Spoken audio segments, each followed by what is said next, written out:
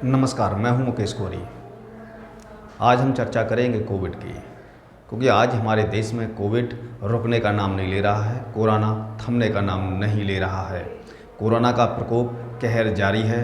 Corona से अब भाजपा के विधायक सुरक्षित नहीं हैं। जिस प्रकार से अभी हाल ही में उत्तर प्रदेश के अंदर भाजपा के बाद और एक बड़ी खबर आ रही है कि लखनऊ से भाजपा के विधायक कोरोना संक्रमित से जीवन को समाप्त कर दिया है। जीवन उनको समाप्त कर दिया है। एक बड़ी खबर आ रही है कि बंगाल का दौरा प्रधानमंत्री जी ने कोरोना को देखते हुए रद्द कर दिया है। प्रधानमंत्री जी को ये दौरा अब रद्द करके कोई मतलब नहीं है। मैं प्रधानमंत्री जी से पूछना चाहता हूं, जब कोविड के दौरे को रद्द करना चाहिए था तो प्रधानमंत्री जी ने दौरा रद्द क्यों नहीं किया? उस समय प्रधानमंत्री जी वहां रैलियों पर रैलियां कर रहे थे। प्रधानमंत्री जी वहां दिन रात लोगों की ज़िंदगी से खेल रहे थे।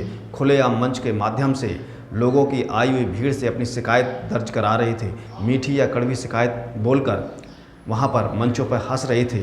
जिस प्रकार से देश में कोरोना से लोगों ने जो अपनी ज़िंदगी गंवाई थी, उस ज़िंदगी जिन लोगों ने गंवाई थी उनके सब शमशान घाटों पर जलाए जा रहे थे। और दूसरी ओर बंगाल के अंदर हमारे देश के प्रधानमंत्री मंचों से रैलियों को संबोधित करके अपनी चुनावी जनसभाओं को बढ़ोतरी करने के लिए, चुनाव जीतने के लिए दिन पर दिन वहां काम कर रहे थे। और ऐसे समय में अब खबर आ रही है कि हमारे देश के प्रधानमंत्री जी बंगाल का दौरा रद्द कर रहे हैं। ये कतई शोभा नहीं है। अब प्रधानमंत्री जी, आपको जो काम पहले करना चाहिए थे वो आप अब कर रहे हो। ये देश आपसे पूछ रहा है कि कदम आपने इतना लेट क्यों उठाया? क्या केवल आपको सत्ता भोगनी ही अच्छी है? क्या केवल आप चाहते हैं कि पूरे उत्तर प्रदेश सहित पूरे देश में केवल और केवल भाजपा का ही झंडा रहे? आपने जानबूझकर पश्चिम बंगाल को चुनावों की आड़ में कोरोना की आग में झोंक दिया। कहीं ना कहीं भाजपा जो कहती रही थी कि हमने देश को कोरोना से लड़ने के लिए मजबूत बना दिया है, हम आत्मनिर्भर की कड़ी पर मजबूत बढ़ रहे हैं, लेकिन अब आत्मनिर्भर की कड़ी टूट गई है। अब हमारे देश के प्रधानमंत्री अस्पतालों को ऑक्सीजन नहीं दे पा रहे हैं और वहीं उन्होंने ग्रामीण क्षेत्रों को फिर से रोजगार न देकर रोजगार पर पाबंदी लगाई थी और उनको फिर 5 किलो राशन देने का मई और जून तक ऐलान कर दिया है। ठीक है, अच्छी बात है, गरीबों को भोजन देना अच्छी बात है, लेकिन गरीबों की ज़िंदगियों को बचाना उससे बड़ी बात है। तो प्रधानमंत्री जी, आप गैस कब तक पूरे अस्पतालों में पहुंचाएंगे? आपने बेड की कमी रखी, आपने उस पर कभी ध्यान ही नहीं दिया। जब से आप प्रधानमंत्री इस देश के बने हैं, जब से आप इस देश के चौकीदार बने हैं, आप केवल और केवल सत्ता को बनाने पर ही काम करते रहे हैं। जब लोगों ने कहना शुरू कर दिया कि हमारे देश के प्रधानमंत्री, ये देश का प्रधानमंत्री नहीं, सिर्फ और सिर्फ भाजपा का प्रधानमंत्री है, जब आप जागे हैं, क्या आपने इतनी जिंदगियों पर कुछ कहा है?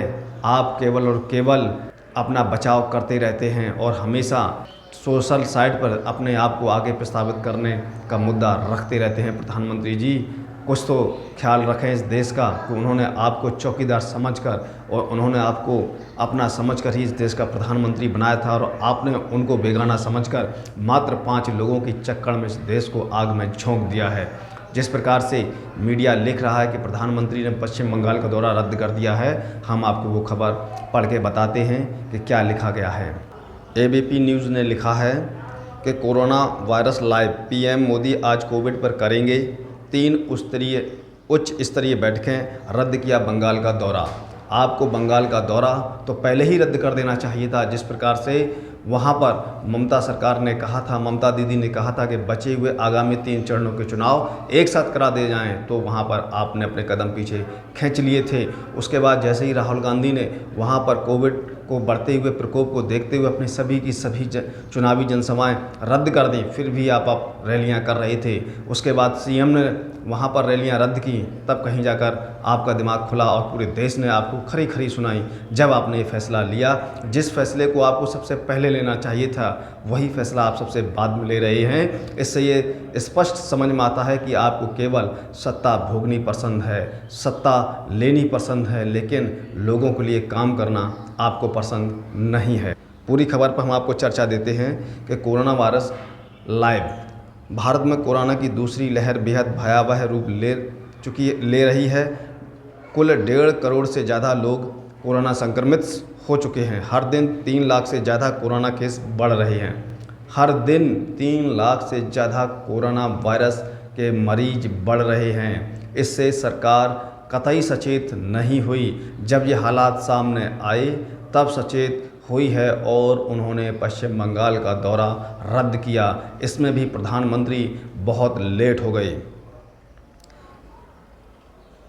और 2000 से ज़्यादा संक्रमितों की मौत हो रही है। एक दिन में लगभग पूरे देश के अंदर 2000 से ज़्यादा लोग इस कोरोना संक्रमण से अपनी जान गंवा रहे हैं। दुनिया में हर दिन आए नए कोरोना केस में 35 से 40% मामले भारत में दर्ज किए जा रहे हैं।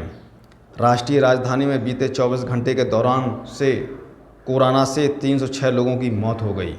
दिल्ली में अभी तक एक दिन में कोरोना के कारण होने वाली मौतों का सबसे बड़ा यह आंकड़ा है। इनके साथ ही दिल्ली में कोरोना पॉजिटिव दर बढ़कर 36% से अधिक हो गई है। गुरुवार को सामने आए नतीजों के मुताबिक दिल्ली में 24 घंटे के दौरान 26,000 से अधिक कोरोना पॉजिटिव पाए गए हैं। ये 24 घंटे के अंतर इतने वहाँ पर दिल्ली में मरीज निकल रहे हैं। पीएम मोदी राज्यों के मुख्यमंत्रियों के साथ करेंगे वर्चुअल मीटिंग। देश में कोरोना के बढ़ते खतरे को देखते हुए प्रधानमंत्री नरेंद्र मोदी लगातार बैठकों में जुटे हैं। कोरोना का सर्वाधिक खतरा झेल रहे हैं उत्तर प्रदेश, मध्य प्रदेश, महाराष्ट्र आदि राज्यों के मुख्यमंत्रियों के साथ वर्चुअल मीटिंग कर पीएम मोदी आज रणनीति बनाएंगे। पीएम मोदी सुबह 9 बजे कोविड-19 के मामले पर एक अतिरिक्त बैठक करेंगे और वहीं 10 बजे वह कोविड-19 को लेकर प्रमुख राज्यों के मुख्यमंत्रियों के साथ बातचीत करेंगे। मुख्यमंत्रियों की समस्याएं जानकर उनका निदान भी प्रधानमंत्री मोदी बताएंगे। वहीं दोपहर 12 बजे प्रधानमंत्री मोदी ऑक्सीजन संकट को लेकर भी बैठक करेंगे और इस दौरान वे देश भर के प्रमुख ऑक्सीजन निर्माताओं के साथ वर्चुअल मीटिंग करेंगे।